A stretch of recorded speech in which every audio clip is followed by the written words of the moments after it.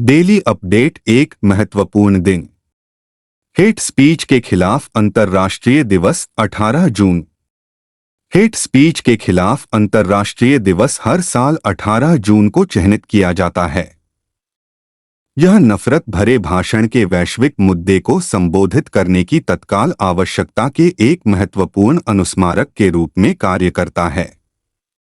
ऐसी दुनिया में जहां संचार प्रौद्योगिकियों ने अपनी पहुंच और प्रभाव को बढ़ाया है, अभद्र भाषा हिंसा, असहिष्णुता और विभाजन को बढ़ावा देना जारी रखती है। यह दिन बहुत महत्व रखता है क्योंकि यह विभाजनकारी बयानबाजी के प्रसार का मुकाबला करने और समझ, सम्मान और समावेशिता को बढ़ावा देने के लिए सामूहिक कार्रवाई का आह्वान करता है। इस वर्ष की थीम नफरत फैलाने वाले भाषण का मुकाबला करने के लिए युवाओं की शक्ति है। Daily update. 2 महत्वपूर्ण दिन। ऑटिस्टिक गौरव दिवस 18 जून। ऑटिस्टिक गौरव दिवस प्रतिवर्ष 18 जून को मनाया जाता है। जैसा कि इसका नाम है, ऑटिज्म गौरव दिवस एक अत्यधिक महत्वपूर्ण अवसर है जो जनता को ऑटिज्म से पीड़ित व्यक्तियों के सामने आने वाली चुनौतियों के बारे में शिक्षित करता है। हमारा उद्देश्य ऑटिस्टिक व्यक्तियों के साथ सम्मान और सहानुभूति के साथ व्यवहार करके इससे जुड़ी भ्रांतियों का मुकाबला करना होना चाहिए। इसके अतिरिक्त इस दिन को ऑटिज्म से पीड़ित लोगों के लिए समान अवसर सुनिश्चित करने पर ध्यान देना चाहिए। ऑटिस्टिक गौरव दिवस पहली बार 2005 में एसपीज फॉर फ्रीडम AFF द्वारा मनाया गया था, जिसने उस समय समूह के सबसे कम उम्र के सदस्य के जन्मदिन का सम्मान करने के लिए 18 जून को चुना था। इस वर्ष का विषय टेकिंग द मास्क ऑफ है। Daily update. 3 महत्वपूर्ण दिन। अंतर्राष्ट्रीय पिकनिक दिवस 18 जून। अंतर्राष्ट्रीय पिकनिक दिवस हर साल 18 जून को मनाया जाने वाला अवकाश है। पिकनिक सदियों से बाहर आनंद लेने और परिवार और दोस्तों के साथ समय बिताने का एक लोकप्रिय तरीका रहा है, और अंतर्राष्ट्रीय पिकनिक दिवस उस परंपरा को जारी रखने का एक शानदार अवसर है। 18वीं शताब्दी के उत्तरार्ध में फ्रांसीसी क्रांति ने बाहरी भोजन की अवधारणा को लोकप्रिय बनाने में महत्वपूर्ण भूमिका निभाई। पिकनिक ने 19वीं शताब्दी के विक्टोरियन युग के दौरान यूरोप में लोकप्रियता हासिल की, खासकर इंग्लैंड में। पार्क, समुद्र तट और अन्य मनोरंजक क्षेत्र लोकप्रिय पिकनिक स्थल बन गए। Daily update. 4 पुरस्कार। 2024 कावली पुरस्कार खगोल भौतिकी, नैनोविज्ञान और तंत्रिका विज्ञान में सम्मानित। 2024 कावली पुरस्कार के विजेताओं की घोषणा हाल ही में की गई थी। 8 विजेताओं को खगोल भौतिकी, तंत्रिका विज्ञान और नैनोविज्ञान में उनके योगदान के लिए सम्मानित किया गया। खगोल भौतिकी के लिए इस वर्ष का पुरस्कार हार्वर्ड विश्वविद्यालय के डेविड चार्बोन्यू और मैसाचुसेट्स इंस्टीट्यूट ऑफ टेक्नोलॉजी की सारा सीगर को दिया गया है। मिट के रॉबर्ट लैंगर, शिकागो विश्वविद्यालय के आर्मंड पॉल एलिविसाटोस और नॉर्थवेस्टर्न यूनिवर्सिटी के चार्ड मिर्किन को नैनोविज्ञान के लिए पुरस्कार दिया गया। तंत्रिका विज्ञान में पुरस्कार मिट की नैन्सी कानविशर, रॉकफेलर विश्वविद्यालय के विनरिक फ्रीवाल्ड और बर्कले में कैलिफोर्निया विश्वविद्यालय के डोरिस साओ को दिया गया है। Daily update. 5 पुरस्कार। RBI ने लंदन के सेंट्रल बैंकिंग पब्लिकेशन द्वारा risk manager of the year award 2024 feet जीता। भारतीय रिजर्व बैंक RBI ने लंदन, यूके में स्थित एक प्रमुख प्रकाशन सेंट्रल बैंकिंग द्वारा risk manager of the year award 2024 inch जीता है। यह सम्मान भारतीय वित्तीय प्रणाली की स्थिरता की सुरक्षा में अपनी महत्वपूर्ण भूमिका की पुष्टि करते हुए अपनी जोखिम संस्कृति और जागरूकता बढ़ाने में RBI की अनुकरणीय प्रगति को मान्यता देता है।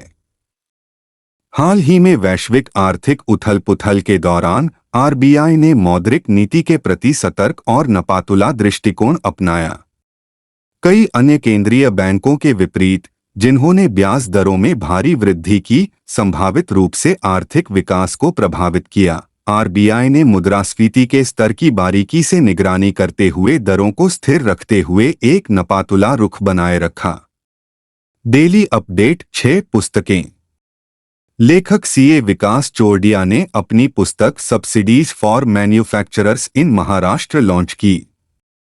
लेखक सीए विकास चोरडिया ने महाराष्ट्र के जलगांव में विशिष्ट अतिथियों के बीच अपनी पहली पुस्तक सब्सिडीज फॉर मैन्युफैक्चरर्स इन महाराष्ट्र का विमोचन किया। जलगांव के पहले सीए से लेखक बने ने हर एमएसएमई उद्यमी को लक्षित करते हुए सब्सिडी कैसे प्राप्त करें पर एक सूचनात्मक पुस्तक लिखी और स्वप्रकाशित की है। पुस्तक विमोचन कार्यक्रम में मुख्य अतिथियों श्री प्रफुल्ल जी उमारे, श्री रविंद्र जी लड्ढा, श्री कृष्ण जी पाटिल, श्री दीपक जी चौधरी, प्रमोद जी संचेती और श्री महेंद्र जी रायसोनी के साथ 400 से अधिक एमएसएमई निर्माताओं ने सक्रिय रूप से भाग लिया है। डेली अपडेट 7 अंतर्राष्ट्रीय।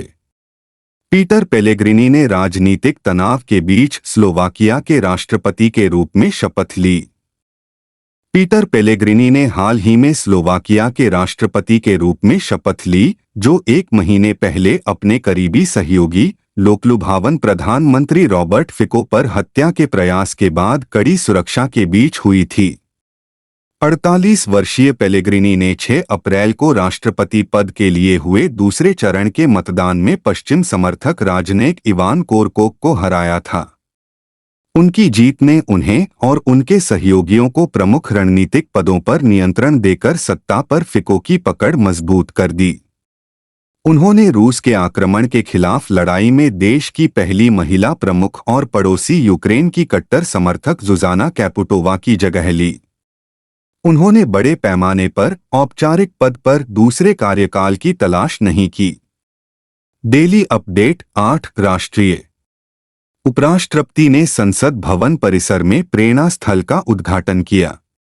राज्यसभा के सभापति और उपराष्ट्रपति जगदीप धनखड़ ने संसद परिसर में प्रेरणा स्थल का उद्घाटन किया है, जिसमें अब राष्ट्रीय नायक और स्वतंत्रता सेनानियों की मूर्तियां हैं, जो पहले परिसर में विभिन्न स्थानों पर थीं। लोकसभा अध्यक्ष ओम बिरला, राज्यसभा के उपसभापति हरिवंश, संसदीय कार्य मंत्री किरेन रिजिजू और उनके डिप्टी अर्जुन राम मेघवाल और ए मुरुगन भी सूचना और प्रसारण और रेल मंत्री अश्विनी वैष्णव के साथ उपस्थित थे। धनखड़ द्वारा पट्टिका का अनावरण करने के बाद गणमान्य व्यक्तियों ने नेताओं की प्रतिमाओं पर पुष्पांजलि अर्पित की। डेली अपडेट 9 रैंक और रिपोर्ट। भारत ने हांगकांग को पीछे छोड़कर वैश्विक इक्विटी बाजार में चौथा स्थान हासिल किया। घरेलू इक्विटी बाजारों ने एक बार फिर चौथे सबसे बड़े वैश्विक बाजार स्थान को पुनः प्राप्त करने के लिए हांगकांग को पीछे छोड़ दिया है। चुनाव परिणाम के दिन के निचले स्तर से बाजार में आई तेज वापसी के बाद भारत का बाजार पूंजीकरण 10% बढ़कर $5.2 ट्रिलियन या बीएसई में सूचीबद्ध कंपनियों के 435 ट्रिलियन रुपए पर पहुंच गया। तुलनात्मक रूप से हांगकांग का एमकैप $5.17 ट्रिलियन है, जो इस वर्ष के उच्चतम $5.47 ट्रिलियन से 5.4% कम है। भारत ने जनवरी में पहली बार हांगकांग के बाजार मूल्य को पीछे छोड़ दिया। चूंकि उनका बाजार मूल्य एक दूसरे के साथ कई बार कम हो गया है। डेली अपडेट 10 विज्ञान और प्रौद्योगिकी। भारत अपना स्वयं का डीप सी मिशन करने वाला छठा देश बनने के लिए तैयार।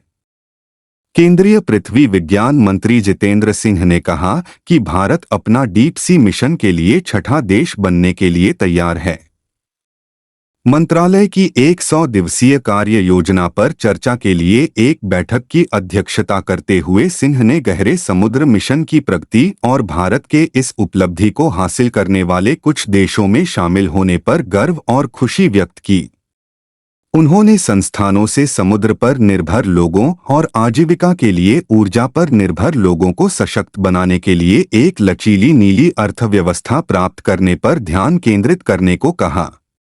उन्होंने मत्स्ययान 6000 के विकास के लिए राष्ट्रीय समुद्र प्रौद्योगिकी संस्थान नायट के प्रयासों की सराहना की, जो समुद्र में 6000 मीटर गहराई तक गोता लगा सकता है।